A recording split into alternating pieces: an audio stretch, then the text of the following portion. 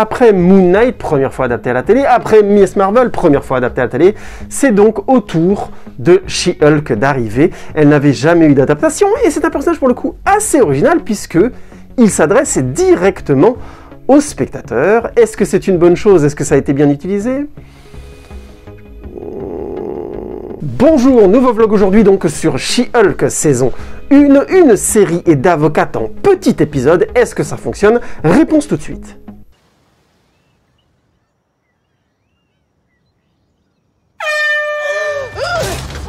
Notre héroïne donc a un accident de voiture avec son cousin qui n'est autre que Hulk et comme leurs deux sangs se sont malheureusement mélangés pendant l'accident, elle hérite des pouvoirs de Hulk. Oui, je sais, c'est risible, mais c'est pas pire que les autres super-héros honnêtement. Va donc se poser pour notre héroïne une question simple, est-ce qu'elle veut être avocate ou est-ce qu'elle veut être super-héroïne?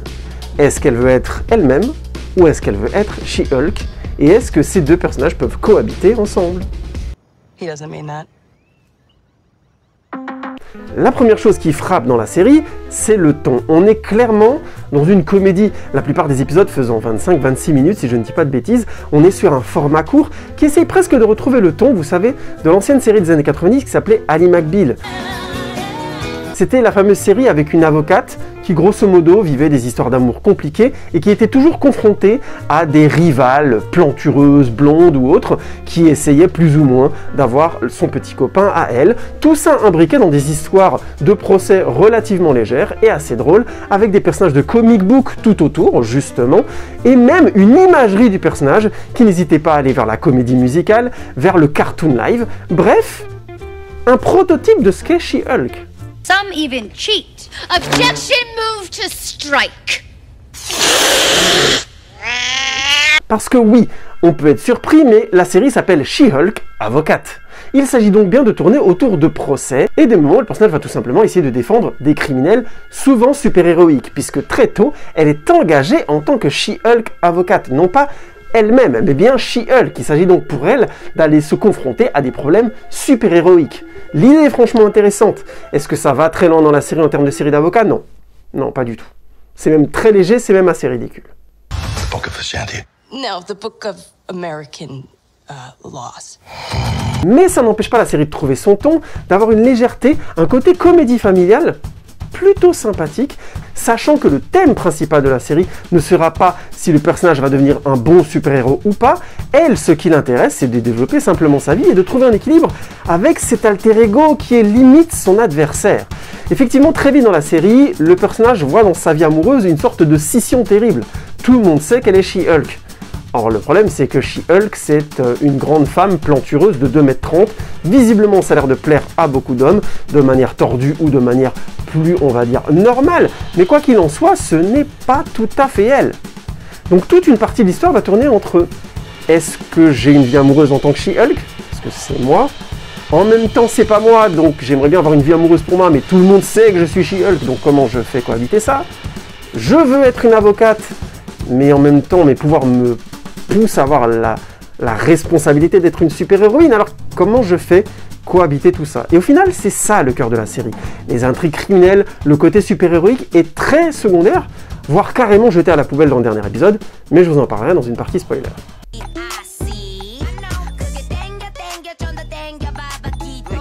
Clairement, c'est une série d'avocates légère, avec des préoccupations qui sont celles d'une femme d'âge non pas mûr, elle a 37 ans, mais on va dire d'âge plein, qui est une femme complètement assumée, un petit bout de femme qui se confronte donc à tous les clichés de la vie de notre époque, c'est-à-dire qu'il faut être une femme grande, blonde, plantureuse et ainsi de suite, pour pouvoir plaire, pour avoir le droit d'être dans une forme d'affirmation sociale et ainsi de suite.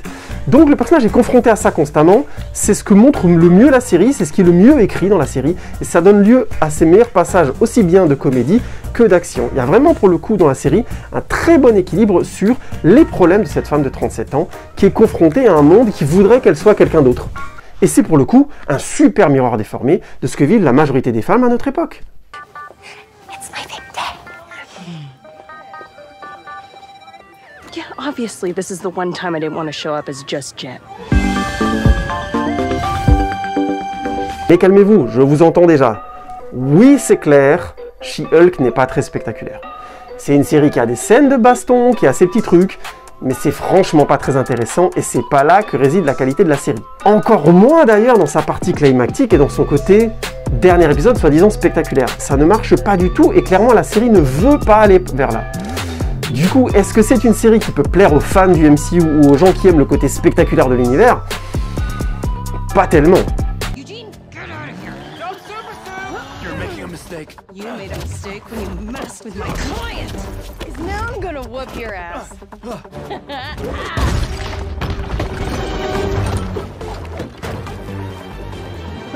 My ass remains unwhooped.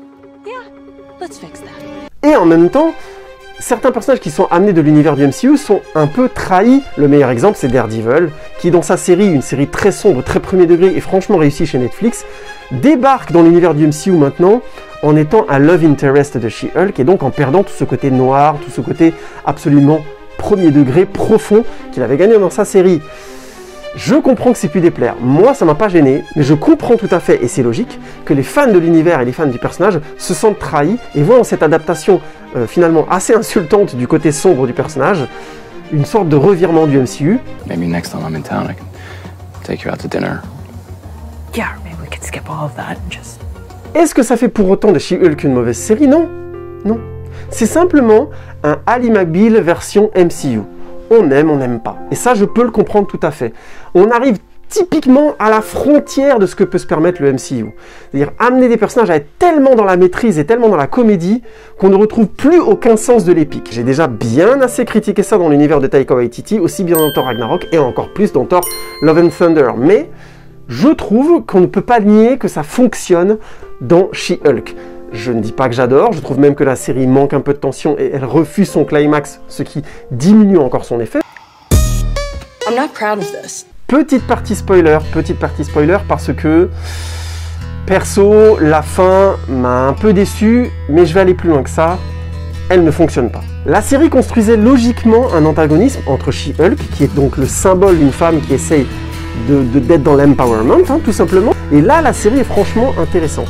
Et du coup, c'était logique qu'en face d'elle, son antagoniste soit un macho, un peu complotiste, donc qui essaie de faire les choses en dessous, qui n'assume pas sa veulerie et son côté franchement minable, et qui soit, comme elle, transformé en Hulk. Enfin, ça aurait été logique en termes d'équilibre, et qu'elle soit confrontée à lui physiquement.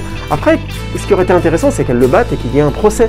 Ça aurait donné quelque chose d'intéressant et de cohérent par rapport à la série. Mais vous savez, vous avez vu la série, que non, la série a donc choisi d'avoir le personnage qui critique le scénario en disant « c'est ridicule, Hulk qui arrive pour me filer un coup de main de l'espace, ça fonctionne pas, je vais plutôt aller voir le fameux Kevin Feige ». Ici, caricaturé dans le rôle d'un robot. Vous connaissez tous Kevin Feige, producteur des films du MCU, qui est souvent critiqué et qui est la cible de toutes les critiques quand ça ne marche pas ou quand un film déplaît. Donc on peut y voir une certaine forme ironique de sa part. Alors est-ce que ça vient de lui, est-ce que ça vient de l'équipe créative, ça c'est autre chose. Mais grosso modo, on peut y voir une sorte de réponse aux critiques et aux sites internet et ainsi de suite. Kevin? It stands for knowledge So and you're the one who's making all the decisions here? I will answer your questions. Messieurs les producteurs des gros films, messieurs les gens qui ont beaucoup d'argent et qui sont beaucoup en vue sur les réseaux sociaux, ne répondez pas à travers vos films. Les Wachowski viennent de nous montrer ça de manière spectaculaire. Faut pas faire ce genre de discours méta dans les films. 3 fois sur 4, ça donne rien, c'est ridicule et ça dégonfle le film. Ça a été le cas dans Matrix Résurrection et là encore une fois, on a un exemple excellent d'un producteur qui répond aux critiques au travers de la série. Je sais pas encore une fois si c'est Kevin Feige qui a voulu faire ça, mais le fait qu'il ait laissé faire ça dans la série est une grave erreur. La série avait une fin, certes tirée par les cheveux, certes un peu ridicule, et certes dans une forme de comédie un peu légère, avec notamment le personnage de Tim Roth qui traversait toute la série comme ça, en étant un méchant évident. Mais, et alors? C'est une série qui tourne autour des émois amoureux d'une femme et qui les traitait bien. Donc à partir du moment où ça s'était bien traité, qu'est-ce qu'on en avait à fiche que la fin, le méchant soit un peu tiré par les cheveux, que ce soit un peu spectaculaire pour rien? C'est pas un problème, au contraire c'est même une qualité. Ça aurait été une apothéose, ça sert à ça, un climax d'une série ou d'un film. C'est pour nous faire conclure les choses de manière spectaculaire et satisfaisante, qu'on ait le droit aussi à un spectacle. En quoi ça, c'était un problème qui avait besoin d'être dégonflé par une sorte de autoportrait tordu du producteur général du MCU sur lui-même? Personnellement, j'ai trouvé ça certes original, très original, mais inefficace au possible. Parce que, soyons honnêtes, ça n'intéresse personne de voir les producteurs faire leur autocritique dans la série. Ce qui nous intéressait, c'était de voir le personnage aller au bout de son trajet. So, see you on the big screen. Je vous renvoie à Deadpool. Deadpool nous parle directement dans les films. Deadpool sait les ressorts de son histoire, et c'est probablement tout ce qui va arriver. Mais il n'est pas le scénariste, il n'est pas le producteur, il ne contrôle pas l'histoire. Il lui arrive des choses qui le choquent réellement, et ses blessures sont réelles. Le personnage traverse réellement quelque chose de difficile. En donnant la maîtrise totale de l'histoire à She-Hulk, la série a fait quelque chose d'assez terrible. Elle a rendu le personnage en contrôle total de son univers. Je ne sais pas si vous voyez aujourd'hui She-Hulk aller dans un film du MCU. C'est absurde, puisqu'elle peut refuser tout ce qui se passera. À quoi ça servirait? À partir du moment où She-Hulk est dans l'histoire elle est réglée. Elle va de toute façon refuser que le monde explose, que tout le monde meure. Enfin, il ne peut plus y avoir de poids dans l'histoire si le personnage a un tel niveau de pouvoir. Bref, MCU, arrêtez ça, c'est une très mauvaise idée. What kind of stupid finale is this?